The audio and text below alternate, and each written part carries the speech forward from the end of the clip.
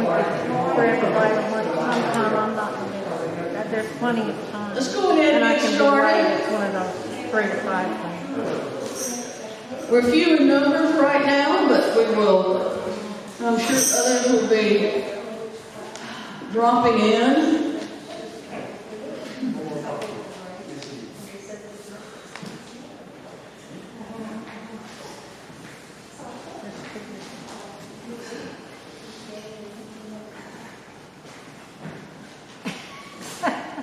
They need to figure out an easier way to write it. Just pull it back.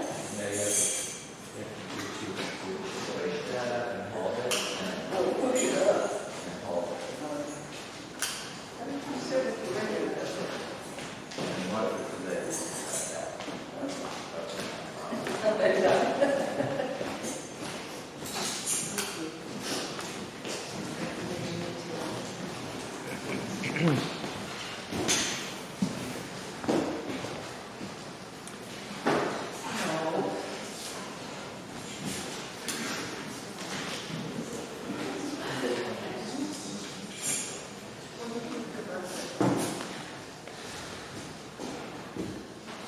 Good morning. We're going to start the service with a congregational song. Our accompanist this morning is Kathy McGuire. What are you going to sing, Kathy? Let's do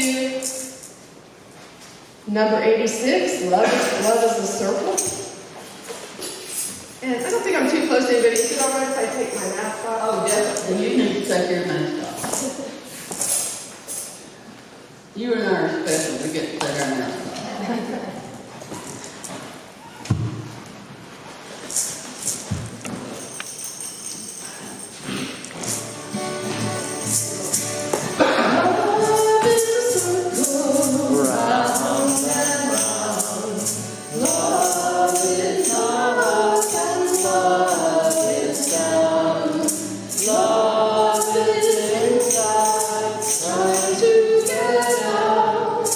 Love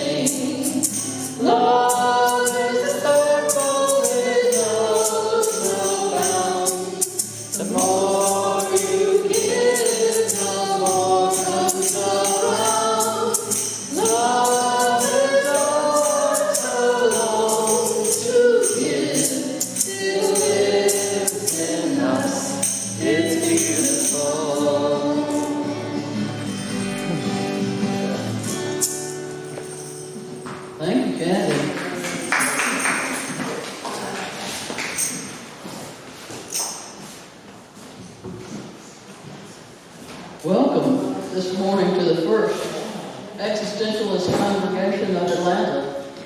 We are a spiritual community based on philosophical principles of existentialism and feminism. We're dedicated to human liberation. We make our home in the old stone church, which was built by the African-American Antioch East Baptist Church. We acknowledge that racial hostility drove those African Americans from the area, and we honor them and the powerful history of this place. We also acknowledge that in the 1800s, the Muscogee Creek people were driven from this land, and we support justice for all indigenous people. Well, I'm glad to see you, even though we are few in numbers today.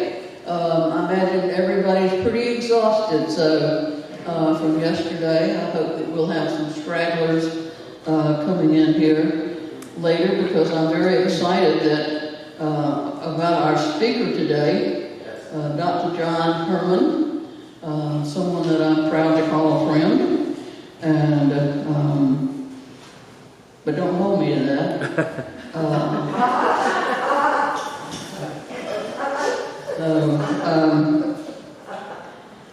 I'm really intrigued with the title of his program today, Thinking About Family, Thinking About War, a Picture Worth 1,000 Tears. Very interesting. That did make me think a little bit about parenthood. So I looked up a few things, and there was a whole bunch of sites. But I wrote down a couple of things that I thought were really pretty profound. One said, ease up, because you're going to screw up over and over. Remember the 2 C's.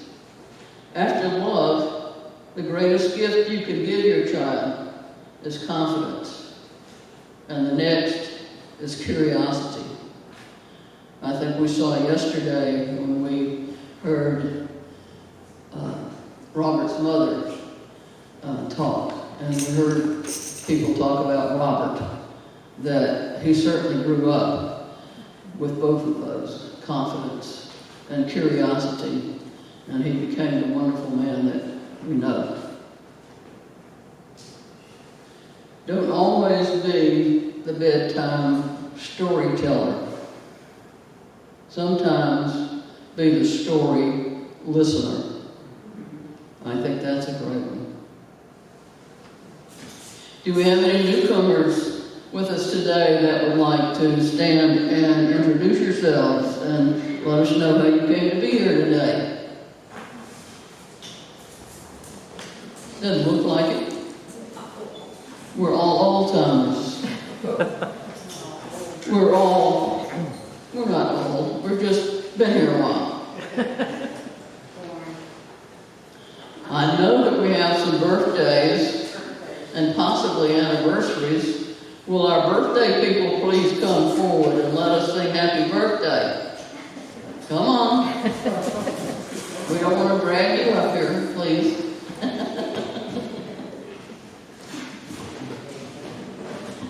We have 2 birthday people today. We have Linda Bell and Clint McGuire. Linda's was yesterday and Clint's is today. So let's start with, isn't that right? Yeah. Let's start with Linda. Y'all need to sing out now. Happy birthday to Linda. Happy birthday to you. Happy birthday to you. Happy birthday, dear Linda. Happy birthday to you.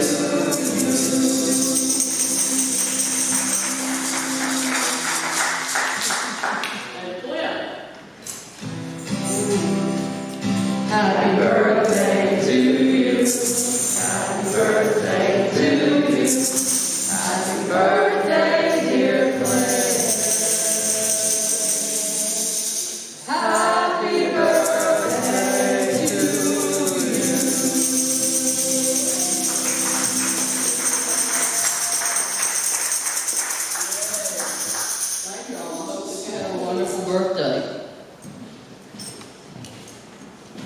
The congregation is so company. We're going to have another congregational song. Kathy? Yep. So I wasn't sure if we were talking about family and war in the family or literal war. So I have picked some songs about actual war. Let's do Strangest Thing. That's 85. Oh, sorry, Strangest Dream. Which can be a strange thing, too. Yes. Was that a Freudian slip? Strange Dreams. I think once I dreamed my mother was a milkshake. That's the title of the song. Last night I had a strangest dream. I never dreamed before. I dreamed the world had all agreed to put an end to war.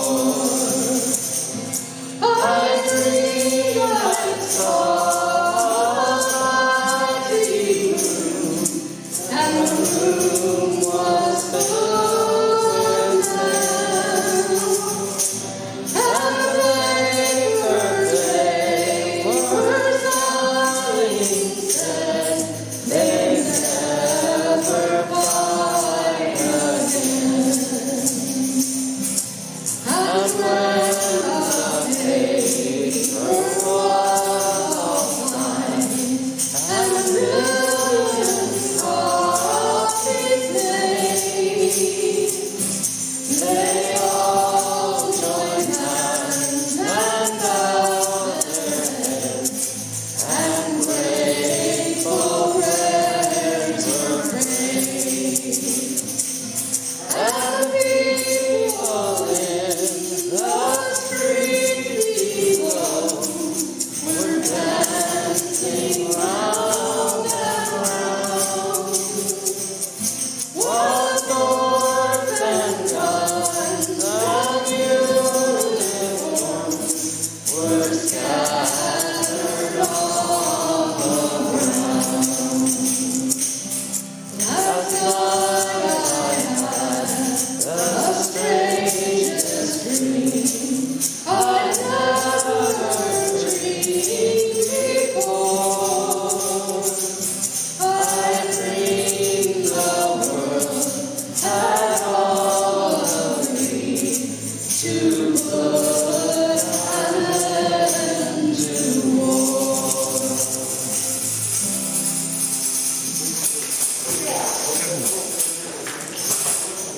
Let it be so.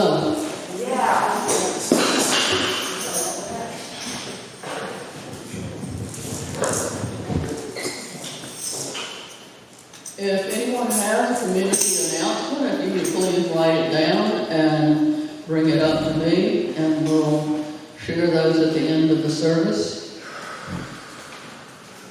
There's some pens and index cards on the table back there if you need a piece of paper to write it down on.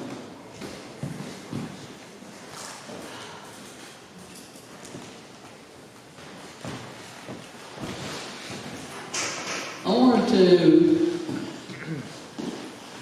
take a few minutes this morning to say how proud that I am of this congregation. What we did yesterday to make this sanctuary and the outside area look so warm and welcoming, so loving for the family and for those who are visiting our congregation. It was amazing. There were I'm not going to try to name all the people, but there was a long list of people who came and helped to set up, to do all of the things that are necessary when you are trying to put together such a, it was a, for us, it was a pretty large event, and I think that it turned out beautifully. I had so many people to come up to me after the service and to say how impressed they were with what a beautiful building that we have, and how loving it was to be in this space. Several people also said that they had taken literature and were planning to come and to visit, because this was not what they were used to, and that they found it very comforting and were very interested in what we might have to offer them. So I just want to say how much I appreciate everyone who participated in all of that. I'm so glad for those who were able to come to the service, to be a part of it. If you did not have a chance yesterday, or if you weren't here yesterday and you want to, there's a guest book that is still there in the back, as well as index cards that are over on the table, and with pens that if you would like to write a message to the family, to Carol or Will or the mother, anyone, to just, or to Robert, to put it in that, write down and put it in that bowl over there, and we will get those to her along with the guest book. But thank you so much for your love, your support, and for being here and making it such a wonderful way to honor and celebrate the life of someone that we're going to miss so terribly, but whose legacy continues. We're going to take a few moments for silent meditation, an opportunity for you to sit quietly, to pray and meditate, just to be with yourself, to be with your brothers and sisters. There are candles on either side of the sanctuary, and I will ring the chimes to bring us back into this space. We gotta come have you sing for us, you know. So you have him to thank or blame. So I'm going to do a piece I've liked for a long time, and I actually learned something when I went to go find the lyrics for it. You probably know it because Nancy Griffith did it, and I believe Judy Collins also did it, but it's by Bette Midler. And I didn't know that. So I'm going to go ahead and do this for you. This is From a Distance.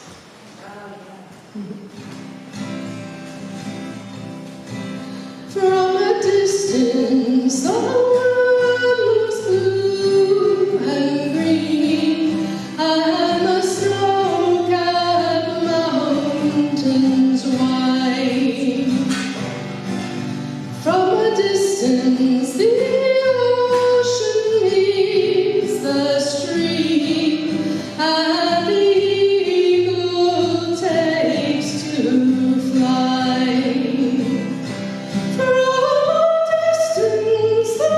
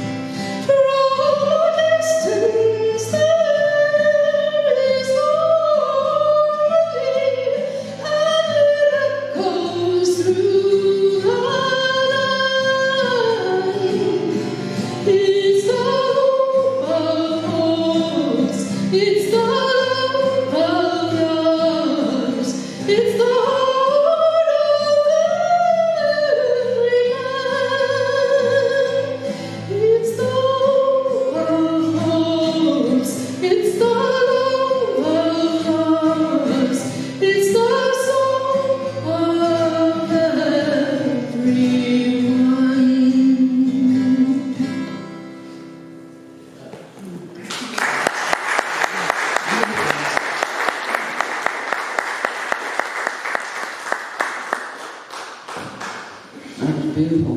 Thank you, Kathy.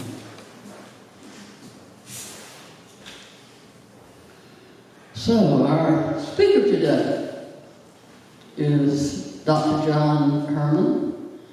He recently retired as a professor of religious studies at Georgia State, and I had the honor to meet him through Linda Bell. You can read in the newsletter some of the things about Jon, that he is the author of Taoism for Dummies, that he talked about one Sunday here. He has a variety of interest in public education, environmentalism, and of course the Eastern religions, Asian religions, and contemporary conceptions of spirituality. That fits right in with us, doesn't it? I'm very interested in his current research on a book on the Jewish existentialist author Martin Buber, based on his unpublished lectures on the Taoist classic, the Tao Te Ching. Look forward to, maybe we'll even have a book signing here in the future for Dr. Herman. He also authors a very interesting and very liberal blog that is a social and political commentary that you can, if you go to your newsletter, you can find how to be on that email to get access to his blog. Beyond these things, I would say that Jon is someone who enjoys telling jokes. He particularly likes to tell me jokes because he knows I won't remember them and he can repeat them. He loves the Braves so much that he even has season tickets to some of the games and will go and sit and sweat in 90-degree weather to watch them. And most fascinating that I have found about Jon is that he is an aficionado of the Three Stooges. And he's somebody that I'm very proud and happy to call my friend. So please welcome Dr. Jon Herman.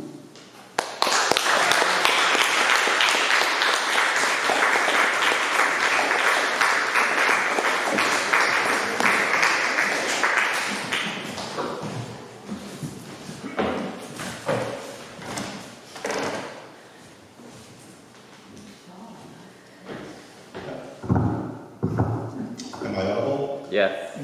Good morning, and thank you, Marcia, for that introduction. I would really like to start first by offering my condolences to the entire First E community for the loss of Robert.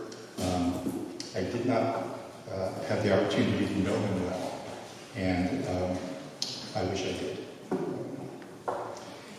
It was Robert who, when he invited me here, told me, I guess with an assist from Linda Bell, that today is smack dab between the anniversaries of the bombings in Hiroshima and Nagasaki. It's also 2 days before my wife's and my 30th wedding anniversary. And so I wanted to come up with something to talk about that was somewhere on this threshold between talking about terrible things like war and talking about sometimes wonderful things like family. And I thought that you would allow me to share with you a story about my own family. A story that is very difficult story, but also I think an inspiring story. So again, thank you in advance for giving me the opportunity to share this with you. I grew up in West Hartford, Connecticut, a Jewish family, And it had always been part of the lore, so to speak, of my family that that we lost many relatives, many relatives on both sides of the family in the Holocaust. Relatives whom I knew nothing about, whose names I never knew. It was a kind of vague precondition for growing up in my family. All four of my grandparents came from Russia or Eastern Europe, and either they didn't talk much about the specifics, or my parents didn't know many of the specifics, or I didn't want to listen to many of the specifics. But things have happened that have caused me to listen more to those specifics and to try to learn even more about the specifics than members of my family knew. And that's what I'm here to talk about. The story focuses on my grandmother, my maternal grandmother, and I'll tell you, but I refer to her with the way Jewish children refer to their grandmother. She was my Bubby Ann. And she was a unique and interesting person who could be neurotic and protective and would never share her recipes for chicken fricassee with anybody. And she could also be very silly and giddy and could be the one that would smile secretly when her grandchildren would do off-color things. When I accused her of making me her least and fifth favorite grandchild, after the oldest one, the smart one, the youngest one, the only girl, I was the fifth favorite, she started calling me number 5 for fun. She called to me across the house, number 5. And but the story I think that best described her was when I had a brother already in medical school, and my other brother, a very unlikely candidate who had nearly flunked out of college and was dealing with mental health issues for a while, telephoned her to say that he too was accepted to medical school. And she, who had never lost faith in him, turned to cry out to my grandfather, "Rob, I've got 2 of them." 2 doctors. And that was fine. If Bubby Ann could shoulder the family's burdens and responsibilities so reflexively, we would share our joys and successes with her just as successful, just as reflexively. But what I never knew, or never realized, or never listened to, was that she carried a great deal of pain with her throughout her life. She was born Anna Miriam Oxenborn in a town, a shtetl, like the kinds of places you would see in Fiddler on the Roof, a shtetl called Jabokrich in the Vinnytsia Oblast region of Ukraine, which is in the news a lot these days. Her parents, and I'll try not to burden you with too many names, but I'll need a few to tell the story. Her parents were Moshe and Rachel Bronstein Oxenborn, and her father died when she and her younger brother Herschel were very young. Her mother Rachel remarried a man named Toiva Beltman, who had 4 sons, and they became a blended, assimilated family. And then Rachel and Toiva had 1 child together, my grandmother's younger half-sister, Rosa. The story goes, and this was a story that I had heard a vague reference to when I was growing up, but I've learned more about the details since then, that region of Ukraine in the early 1900s was besieged by pogroms. I don't know how many people are familiar with that word, a Russian word that has made it into English. Acts of organized collective violence targeting a particular group of people. There's an unofficial little demonstration that appears in Fiddler on the Roof. Many of these were significantly more destructive than that.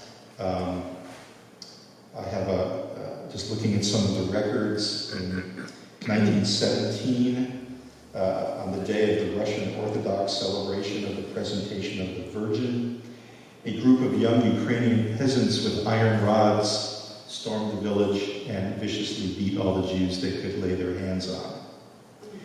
2 years later, in 1919, when this was during the Russian Revolution, during a highly unstable period there, the Ukrainian People's Army, in retreat from clashes with Polish forces, menaced the town for 2 days. And in someone's account, he says, they confiscated money and valuables from the Jews, destroyed personal belongings, and torched homes and slaughtered livestock. At least 25 Jewish women were brutally raped, while men who attempted to resist were beaten to death. Many were left crippled. I don't know if it was during that particular documented pogrom. There were a lot of them. In fact, from 1918 to 1919, there were 1,200 in the Ukraine. The story that I had always heard was that my grandmother was attacked by soldiers and nearly raped, but rescued by a neighbor when she was about 14 or 15. As a child, teenager, I think I had always wondered if that story had been exaggerated. My parents were prone to catastrophizing things. Now, looking back, I wonder if it had been sanitized, as it had been told. In any event, not long after that, my grandmother and her younger brother were packed off with phony identification papers with an aunt who was getting ready to emigrate from Ukraine to the United States. And so Anna, at age 15, and her younger brother Herschel, went with their aunt and her family and settled in Hartford, Connecticut, where she grew up fast. She eventually married my grandfather, Rob, who was a Lithuanian immigrant, kind of a cross between a quiet gentleman and a bit of a buffoon. He sort of fancied himself a public speaker, but you wouldn't know it to hear him. And he played violin all his life and never learned even the slightest ability to keep time. But they were quite perfect for each other, and they married when she was still in her teens, raised a family. My mother was the older child, born in 1925, and then after that her younger brother in the late 1920s. But Anna, my mother's mother, Bubby Ann, kept in touch with her family in Ukraine, sent letters, and my mother remembers receiving letters coming in Russian or Ukrainian, and would send what my mother retroactively called care packages, provisions, supplies, anything that they might not be able to get so easily in Ukraine. And Anna would send them home to her mother and their family. But we don't really know what was in those packages, except in 1937 they did send one package that had a photograph in it. Photograph taken in front of my grandparents' house with my mother, about 11 or 12 years old, and her younger brother, that they just included with the package. Sometime later, I think it was a matter of weeks later, the package came back. And with no indication of why, although the photograph had been removed. And that was the last time my grandmother, this was 1937, which was just when things were starting to get very hot in Europe. The last time she'd ever heard from her mother or her family, and never knew what happened to them. But of course, over time, could extrapolate the sorts of things that happened, because the information started being clearer and clearer in the aftermath of during and in the aftermath of the Second World War. Research now tells us what happened in Java Ridge, the shtetl where her family was living. That in July of 1941, Nazis occupied the town and left behind a remaining occupying force. And then, between July 26th and 29th, engaged in a massacre of the Jewish population of Java Ridge. In a self-published memoir, a man writes that they drove the Jews from their homes, forced them to assemble in the main square of the village. Once all were assembled at the square, they were subdivided into 4 groups. Romanians took the first group, men only, drove them onto the former Kolkhoz, Lenin's Way, and shot them point blank with machine guns. The bodies were then thrown into empty potato storage bins. 170 people.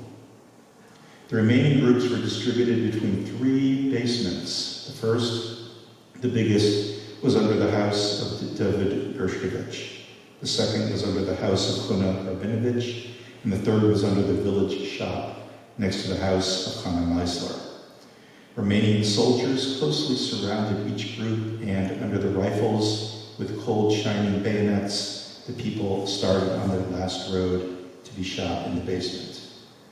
The trip was not long. In Java Creek, everything is close by. Many went hand in hand in silence. Mothers kept their quiet, as if understanding, babies in their arms. The older people loudly prayed. They were asking their God for forgiveness and protection. The nightmare in Java Creek continued for 3 days, searching, catching, and killing each and every single Jew. People were trying to hide in ravines, in bushes, in woods, in fields, in the cellars of their homes, wherever they could. Most of the local Ukrainians did not take part in these bloody actions, but the majority of them were totally indifferent to what was happening. There were also cases in which some kind individual souls gave help and assistance to their former neighbors and friends. These brave and honorable actions saved the lives of some of the Java Creek Jews. On the other hand, there were groups of Ukrainians who actively participated in the massacre. They helped the Romanian soldiers to find and catch hiding, desolate Jews. The memorial in Israel, Yad Vashem, records the death of 445 Jews, including an oral testimony from a woman named Manya Rodesky-Titleman, who was 9 years old when she survived the massacre because she was in the basement and lost consciousness before she could be shot, collapsed into the pile of bodies. Days later, when Jews came out of hiding, they were put to work burying bodies from the basement, which lasted a week. According to the testimony at the memorial in Israel, one day the police ordered both adults and children back to the cellars to perform a gratuitous, they ordered police, both adults and children back to the cellars to remove the bodies of those killed in the massacre. The bodies, I keep dropping things, were in a terrible state of decomposition, and the horrified prisoners were forced to bury them in a mass grave. Manya identified her mother by the red boots she had been wearing.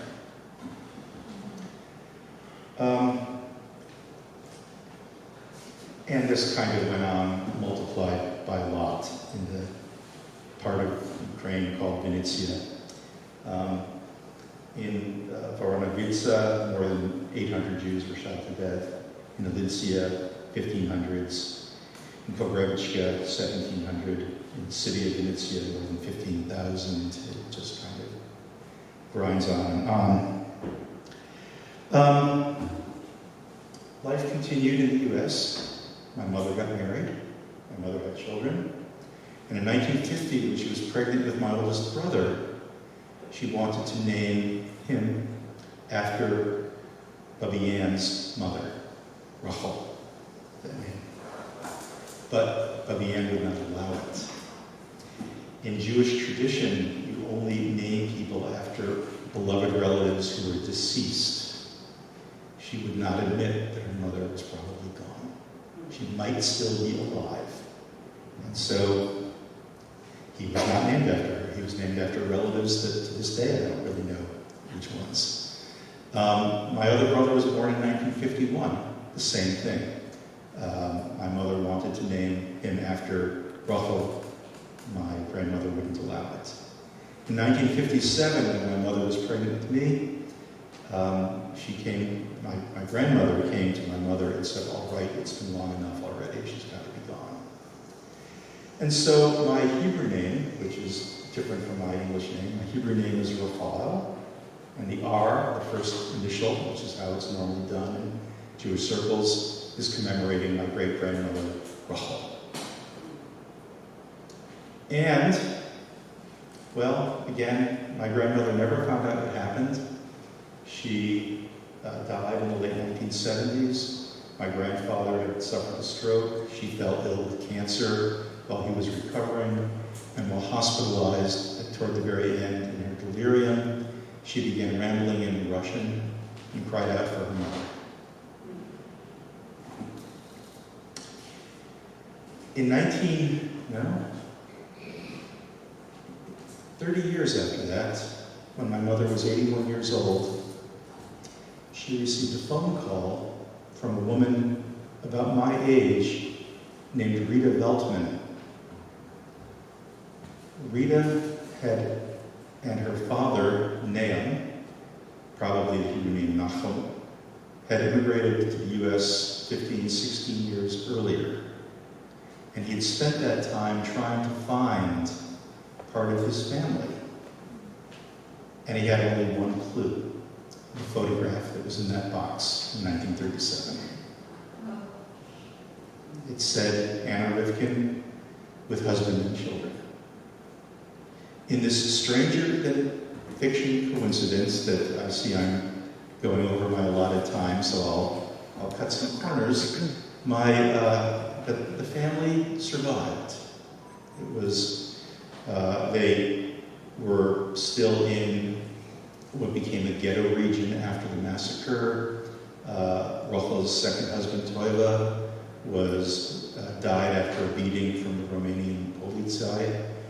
But the family continued, and what happened was, because my grandmother's younger half-sister had a job in the government doing some kind of engineering, even though contact with the West was not allowed, they did allow her family to keep the photograph, which her mother kept, Rachel kept, until she died in the 1950s. Yes, she was alive when my brothers were born, but not when I was born.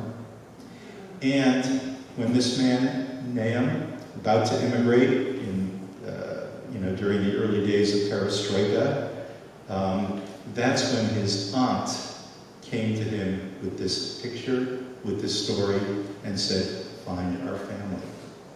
He had no idea there was such a family. Nahum turned out to be the grandson of the man my great-grandmother remarried. That made him my mother's first cousin, if we're having trouble following the whole thing. And Rita, the woman who called my mother out of the blue, and by the way, my mother said it was the phone call she'd been waiting for all her life. The woman who called her out of the blue, Rita, she was named after my great-grandmother, Rachel. Now, since then, I've gotten to know some of my surviving relatives and learned that we have family all over the world. My mother, who always felt ripped off, she's 97 now, who always felt ripped off that she didn't have any grandparents, didn't have uncles and aunts or first cousins, would then proclaim, I have more family than anyone. She has family in Canada, Israel, and Australia, in New York. I have a cousin, Igor, in New York. Do you know how cool it is to have a cousin, Igor? And my family has spent time with our new relatives in California. And, somehow hearing this story, it's like it was okay that Igor told me he was a Republican. that families can be fraught, relationships can be difficult, but sometimes you want to say, okay, it's really all okay. And when I met Rita and her sister Lena in California, they said to me, this can't be a one-time thing. You know, this was so important to do this. My father spent so much time, you know, that these families now have to be together again. And I realized, kind of my own words now, I realized that I carry an obligation to stay in touch with this side of the family now. But it's an obligation that is not a burden, it's really a privilege. It's a privilege to honor this man name's hard work in locating my mother and our family, to honor my mother's desire to find the relatives that had been lost, and to provide some symbolic healing for the hurt that my grandmother had suffered all that time. And I might add, it's actually a privilege now that I was allowed to share this story with you.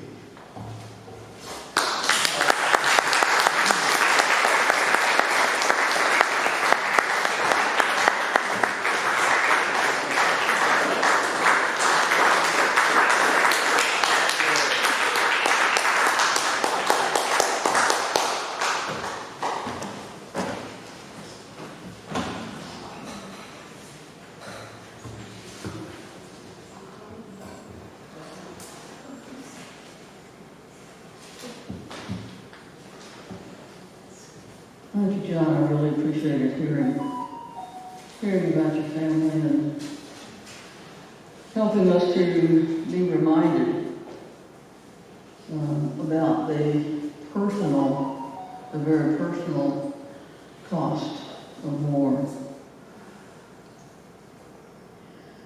Are there any other